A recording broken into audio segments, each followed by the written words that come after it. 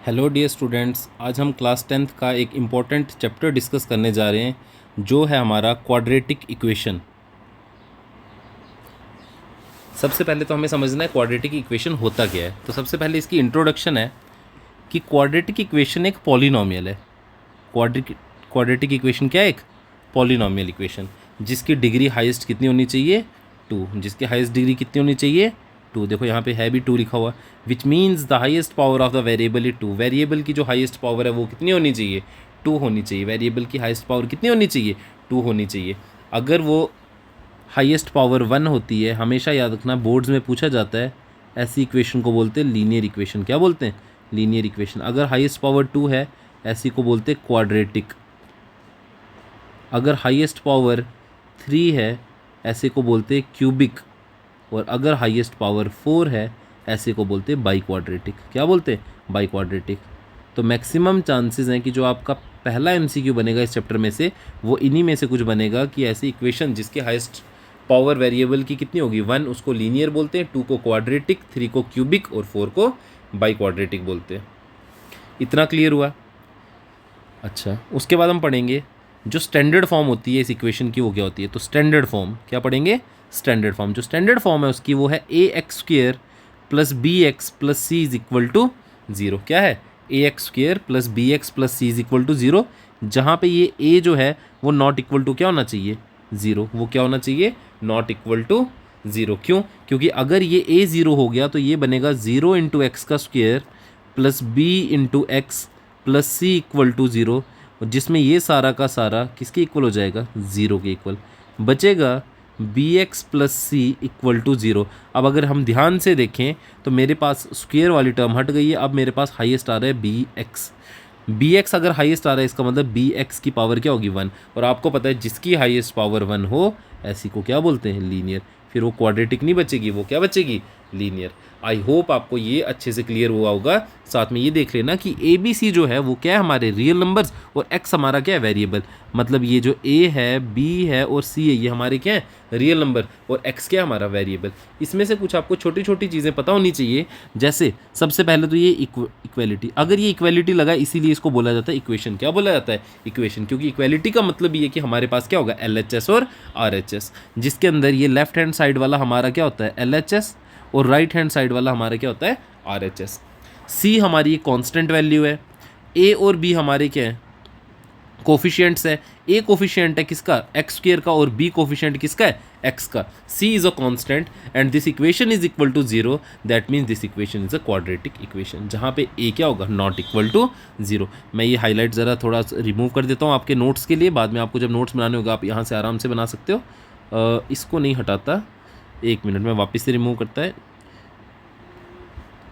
क्योंकि ये आपको समझ आराम से आ जाएगा। ये कि 1 के यहाँ पे लिख के रखता हूँ कि 1 वाली को क्या बोलते हैं? लीनियर, 2 वाली को क्वाड्रेटिक, 3 वाली को क्यूबिक और 4 वाले को बाई क्वाड्रेटिक। ठीक है। उसके बाद बोला व्हाट इज़ द सॉल्यूशन और रूट। सॉल्यूशन क्या होता है या रूट क्या होता है क्वाड्रेटिक इक्वेशन का? एक ऐसी वैल्यूज़ एक्स की जो क्वाड्रेटिक इक्वेशन को सेटिस्फाई करें, उनको उसके सॉल्यूशन या क्या बोलते हैं? रूट। ऐसी वैल्यूज़ एक्स की जो क्वाड्रेटिक इक्वेशन को सेटिस्फाई करें, उसे बोलते हैं सॉल्यूशंस, और क्या बोला जाता है? रूट्स। एक क्वाड्रेटिक इक्वेशन के 2 इक्वल और डिस्टिंक्ट रूट हो सकते हैं। मतलब 2 तो आएंगे, या तो वो रियल होंगे, मतलब होंगे तो वो रियल, या तो वो डिस्टिंक्ट होंगे, या तो वो इक्वल होंगे। मतलब जैसे या तो रूट 2/3 2/3 आ गया, या तो ऐसा भी आ सकता है, एक आ गया 2/3, एक आ गया 7/3। एग्जाम्पल के लिए ऐसे भी आ सकते हैं। वो सेम भी हो सकते हैं, वो अलग अलग भी हो सकते हैं। अगर सेम होंगे तो उनको बोलेंगे इक्वल रूट्स, और अगर अलग अलग होंगे तो उनको क्या बोला जाएगा? Distinct roots. क्या बोला जाएगा? Distinct roots. मुझे बताओ इतना क्लियर हुआ आपको? अभी तक हमने बेसिक में क्या पढ़ा कि एक क्वाड्रेटिक इक्वेशन एक पॉलिनोमियल इक्वेशन है जिसकी डिग्री कितनी होती है? हाईएस्ट 2। इसका मतलब उसका हाईएस्ट पावर वेरिएबल की कितनी होगी? तो उसकी स्टैंडर्ड फॉर्म जो है वो है a x square plus b x plus c is equal to 0, where a is not equal to 0 and a comma b comma c belongs to R. मतलब वो रियल नंबर में बिलोंग कर रहे हैं और एक्स हमारा क्या है? वेरिएबल। उसके बाद मैंने आपको बताया कि सॉल्यूशन क्या होता है या रूट क्या होता है। तो ऐसी वैल्यूज़ जो एक्स की सेटिस्फाई करती है क्वाड्रेटिक इक्वेशन को, उसको बोल जाता है रूट्स। हम पहले भी पढ़ते थे, आपको थोड़ा सा मैं रिमाइंड करवाता हूँ। जब हम लीनियर इक्वेशंस पढ़ते थे, ऐसे कुछ इक्वेशन आती थी 2x + 3 = 0। आप क्या करते थे? 2x की वैल्यू लिखते थे +3 3 वहाँ पे ट्रांसपोज होकर -3 बनता था और x की वैल्यू क्या आती थी -3/2। इसका मतलब x की वैल्यू जो -3/2 है वो सेटिस्फाई करती थी उस लीनियर इक्वेशन को, इसलिए उसको बोला जाता है उसका सोल्यूशन। क्या बोला जाता है?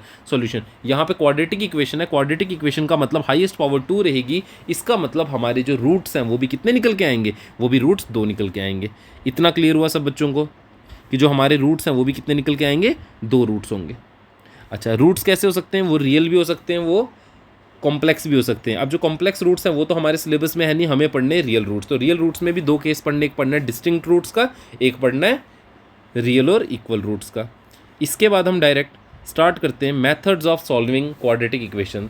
हम पहले थोड़ा सा सिलेबस टू सिलेबस इसको पढ़ लेते हैं, बेसिक क्या है इसका, फिर उसके बाद हम एक्सरसाइजेज 1 बाय 1 सॉल्व करेंगे। आज हम खाली क्या करेंगे? इसका बेसिक। तो जिसके अंदर जो सबसे पहला मेथड है हमारा वो है फैक्टराइजेशन मेथड। कौन सा है?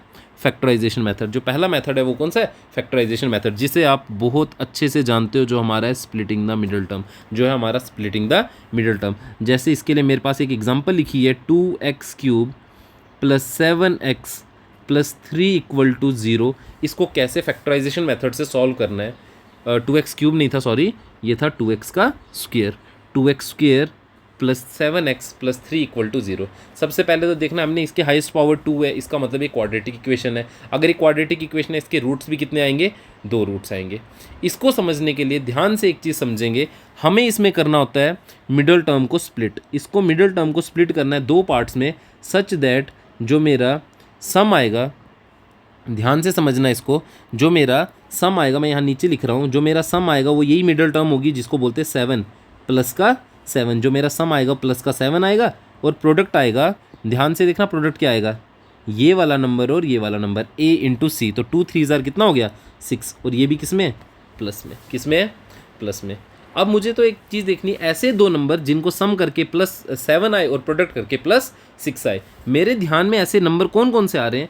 एक आ रहा है, कौन कौन से आ सकते हैं? एक आएगा 6 और एक आएगा 1, मतलब एक आएगा 6x और एक आएगा 1x, क्योंकि मुझे पता है 6x और 1x ऐड करूंगा तो वो 7x बनेगा, और अगर मल्टीप्लाई करूंगा तो वो प्लस का 6 बनेगा। इतना क्लियर हुआ सबको?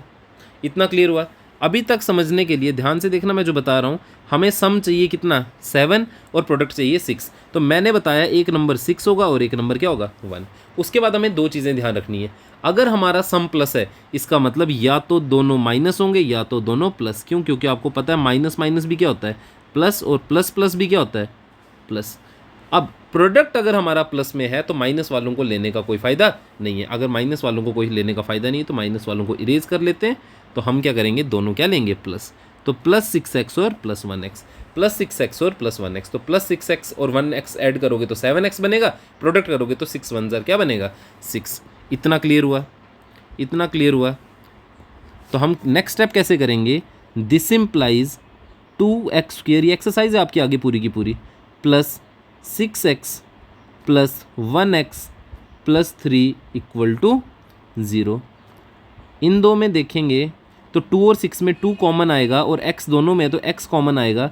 2 बाहर निकला, x² का एक x निकला तो x बचा, प्लस 2 बाहर निकला, 2 कितने जार? 6 होता है, 3 जार, और x बाहर है, प्लस 1 और 3 में 1 कॉमन, तो बचेगा कितना? x + 3 = 0। ये ध्यान रखना, ये ध्यान रखना, ये वाली ब्रैकेट और ये वाली ब्रैकेट आपस में क्या होनी चाहिए? इक्वल। अगर ये सेम आ रही है तो हमारा क्वेश्चन सही है, अदरवाइज हमारा क्वेश्चन क्या है? गलत। अच्छा, ये भी x + 3 है, ये भी x + 3 है, तो अगर मैं x + 3 को क्या निकाल दूँ? कॉमन। इधर से क्या बचेगा? 2x + 1, 2x + 1 = 0। तो कैसे लिखते हैं हम? आइदर या तो x + 3 0 होगा या तो 2x + 1 0 होगा। जब x + 3 0 है तो x की वैल्यू आएगी -3, और 2x + 1 है तो 2x की वैल्यू -1 और x की वैल्यू आ जाएगी -1/2। इसका मतलब मेरे जो 2 रूट्स निकल के आएंगे, एक आएगा x की वैल्यू इक्वल किसके? -3 के, और दूसरी x आएगी -1/2 के इक्वल। आई होप आपको ये समझ आया होगा। इस मेथड को बोलते हैं फैक्टराइजेशन मेथड। अब यहाँ पे साइंस चेंज हो सकते हैं, कभी माइनस आएगा सम में, कभी प्रोडक्ट में माइनस आएगा, कभी दोनों माइनस होंगे, कभी दोनों प्लस होंगे, पर बेसिक टेक्नोलॉजीज को यूज़ करने के लिए यही है, बेसिक मेथड इसके लिए यही है। आप देखो जेके बोस में भी आने वाले क्वेश्चन जिसमें से होते हैं, और यहाँ पे लिखा भी हुआ है CBSE 2025। तो CBSE 2025 के सिलेबस के अकॉर्डिंग जो पहला मेथड है हमारा कौन सा है? Factorisation method. देखो यहाँ पे लिखा भी हुआ है, a की वैल्यू 2 है, b की वैल्यू 3 है और c की वैल्यू कितनी है? 7। इनने प्रोडक्ट करके दिखाया, ऐसे इनने ऐसे स्प्लिट किया हुआ है, चाहे आप ऐसे स्प्लिट करो चाहे जैसे मर्जी स्प्लिट करो, मुझे ये बेस्ट तरीका लगता है इसलिए मैं ये वाला करवाता हूँ। तो स्प्लिट आप कैसे भी कर सकते हो, तो इसका एक स्क्रीनशॉट ले लेना और इसको नोट कर लेना। तो ये आपकी एक्सरसाइज में भी ऐसा क्वेश्चन आएगा, वहाँ पे भी हम सॉल्व करेंगे, पर उससे पहले हमें यहाँ पे सॉल्व करना है। अच्छा, एक दूसरा जो फॉर्मूला पढ़ना होता है वो हमने पढ़ना होता है क्वाड्रेटिक फॉर्मूला मेथड। कौन सा? क्वाड्रेटिक फॉर्मूला मेथड, जिसका एक और नाम है क्या? श्रीधर आचार्य फॉर्मूला। श्रीधर आचार्य फॉर्मूला, इससे भी हम रूट्स निकालते हैं। ऐसे रूट्स जो स्प्लिटिंग द मिडिल टर्म से नहीं निकलते, उनको निकालने के लिए हम क्या यूज़ करते हैं? Quadratic formula. इसको समझने के लिए आपको थोड़ा सा बेसिक समझना पड़ेगा। हमें पता है हमारे पास एक क्वाड्रेटिक इक्वेशन है ax² + bx + c = 0। ax² + bx + c = 0। हमने क्या करना होता है इसमें से मुझे सॉल्व करना होता है b² - 4ac। b² - 4ac जिसे बोला जाता है डिस्क्रिमिनेंट। क्या बोला जाता है? डिस्क्रिमिनेंट। क्या बोला जाता है? डिस्क्रिमिनेंट। यहाँ पे लिखा भी होगा, यहाँ पे लिखा भी हुआ है, देखो यहाँ पे डिस्क्रिमिनेंट d = b² - 4ac। हमें इसकी वैल्यूज़ निकालनी होती है। इसके 3 केसेस बनते हैं, ध्यान से समझना इसको। अगर ये समझ आ गया तो इस चैप्टर में और कुछ नहीं है, यही बेसिक और ये लास्ट टॉपिक है। या तो हमारा b² - 4ac > 0 होगा, या तो b² - 4ac <0 होगा, या तो b² - 4ac = 0 होगा। ध्यान से समझना इस चीज़ को। या तो b² - 4ac हमारा क्या होगा? <0, या तो <0, या तो =0। मुझे एक बात बताओ, b² - 4ac <0 हुआ तो अगर मैं इसको इस क्वाड्रेटिक फॉर्मूला में पुट करूं तो <0 का मतलब यहाँ पे माइनस आएगा। <0 का मतलब माइनस ही तो होता है। अंडर रूट के अंदर माइनस आएगा तो क्या वो रियल रहेगा? वो रियल नहीं रहेगा। तो इसके लिए हमें लिखना पड़ता है नो रियल रूट्स। बड़ी बार MCQ में भी पूछा जाता है कि अगर b² - 4ac हमारा क्या आ रहा है? <0, तो जो रूट्स निकल के आएंगे वो कैसे होंगे? तो वो रूट्स निकल के जो आएंगे वो कैसे होंगे? नो रियल रूट्स, वो एग्जिस्ट नहीं करेंगे। तो इसका मतलब सबसे पहले तो हमें ये चेक करना है कि b² - 4ac आ क्या रहा है। अगर वो =0 आ रहा है, इसका मतलब रूट्स तो होंगे इक्वल, दोनों के दोनों रूट्स होंगे इक्वल, और कैसे होंगे? रियल। Equal and real. और अगर <0 आ रहा है तो कैसे होंगे? Distinct and real. कैसे होंगे? Distinct and real. तो ध्यान से समझना जो मैंने बताया कि अगर मेरे b² - 4ac की वैल्यू कितनी आ रही है? <0, तो हमारे रूट्स जो निकल के आएंगे वो नो रियल रूट्स होंगे ना, रियल रूट्स नहीं होंगे। अगर b² - 4ac की वैल्यू <0 है तो वो रूट्स रियल होंगे, रियल के साथ साथ कैसे होंगे? डिस्टिंक्ट। और अगर ये b² - 4ac = 0 आ रहा है तो रियल तो होंगे ही होंगे, साथ में वो रूट्स कैसे होंगे? इक्वल होंगे। हमने हर एक क्वेश्चन जब प्रैक्टिस करना है उसके अंदर हमने सारा का सारा पढ़ना है। इस चीज़ का स्क्रीनशॉट ले लीजिए, ये भी आपके MCQ के लिए बहुत ज़्यादा इंपॉर्टेंट है। इस फॉर्मूले को बोलते हैं क्या? श्रीधर आचार्य फॉर्मूला। फॉर्मूला क्या है? फॉर्मूला में साथ में यहाँ पे लिखा है, मैं लिख के भी बताता हूँ। x की जो वैल्यू निकलेंगी वो 2 निकलेंगी। क्या होगी वो? -b ± √of b² - 4ac, उसकी जगह पे मैं d भी लिख सकता हूँ, अपॉन क्या? 2a। एक बार प्लस में सॉल्व करना है, एक बार माइनस में सॉल्व करना है, एक बार प्लस में सॉल्व करना है, एक बार माइनस में सॉल्व करना है। जब आप इसको सॉल्व करोगे तो आपके ऑटोमेटिकली 2 फॉर्मूले, 2 रूट्स निकल के आएंगे। अब जब ये d = 0 हो रहा था, जब ये d क्या हो जाएगा? 0, तो √0 क्या हो जाएगा? 0। तो ये सारा का सारा, इसको क्या लिखने की नीड है? ये सारा का सारा 0 हो जाएगा, चाहे आप +0 करो चाहे आप -0 करो। तो जो हमारा आंसर निकल के आएगा, वो होगा -b/2a, -b/2a,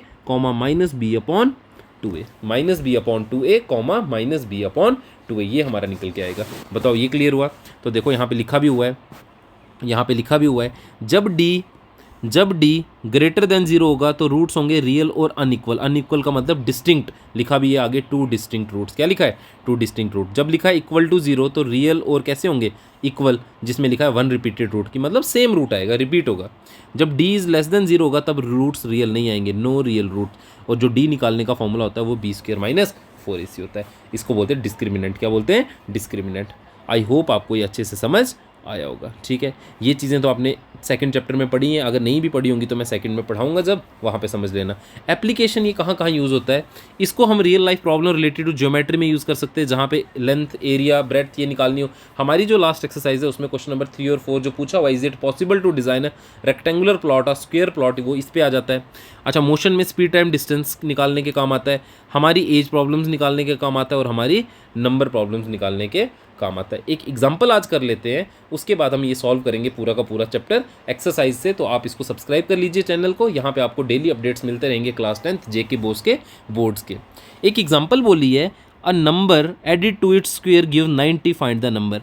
एक नंबर जिसमें उसके स्क्वेयर को ही ऐड किया तो गिव्स 90, मतलब अगर मैं नंबर को मानता हूँ x और उसमें ऐड करता हूँ उसी के स्क्वेयर को, तो वो कितना दे रहा है 90। किसके इक्वल हो रहा है 90। क्या मैं इससे इक्वेशन नहीं बना सकता? सबसे पहले तो मुझे हाईएस्ट पावर वाली लिखनी है, तो मैंने लिखा x, उसके बाद x स्क्वेयर के बाद x आई, ये इक्वल टू 90 इस साइड जाएगा तो -90 इज इक्वल टू 0। मैं ध्यान से देखूंगा तो मिडिल टर्म को स्प्लिट करना है, इसके पीछे कोफिशिएंट कुछ नहीं है, इसका मतलब जो मेरा सम निकल के आ रहा है वो है प्लस का 1। और जो प्रोडक्ट है, प्रोडक्ट किसके इक्वल होता है, इसका कोफिशिएंट प्लस इसका कोफिशिएंट मल्टीप्लाई, है ना। तो इसका एक का कोफिशिएंट तो है 1, कुछ नहीं तो 1 इंटू -90 तो कितना आएगा माइनस का 90। मुझे पता है दो रूट्स निकलेंगे, वो एक आएगा 10 और एक आएगा 9, क्योंकि 10 में से 9 निकालूंगा तो 1 आएगा और 10 9 ज़र कितना आएगा 90। अब सम प्लस में इसका मतलब या तो दोनों माइनस या तो दोनों प्लस, मगर प्रोडक्ट माइनस में तो दोनों के दोनों क्या लेने पड़ेंगे माइनस, दोनों के दोनों माइनस, इसका मतलब लेना पड़ेगा -9 और -10। तो कैसे सॉल्व करेंगे, x square plus 10x minus 9x minus 90 equal to 0। इन दो में क्या कॉमन निकलेगा, x, तो बचेगा कितना x प्लस 10, माइनस दोनों में से 9 कॉमन निकलेगा तो बचेगा x प्लस 10 इक्वल टू 0। अगर किसी बच्चे को नहीं समझ आती तो देखो यहाँ पे ध्यान से, इसमें भी x था, इसमें भी एक x था, इसमें भी एक x था, तो मैंने x को क्या निकाल दिया कॉमन। जब मैंने x को कॉमन निकाला तो एक x बचा और प्लस क्या बचा 10। साथ में इसमें भी माइनस था, इसमें भी माइनस था, तो मैंने माइनस क्या निकाल दिया कॉमन।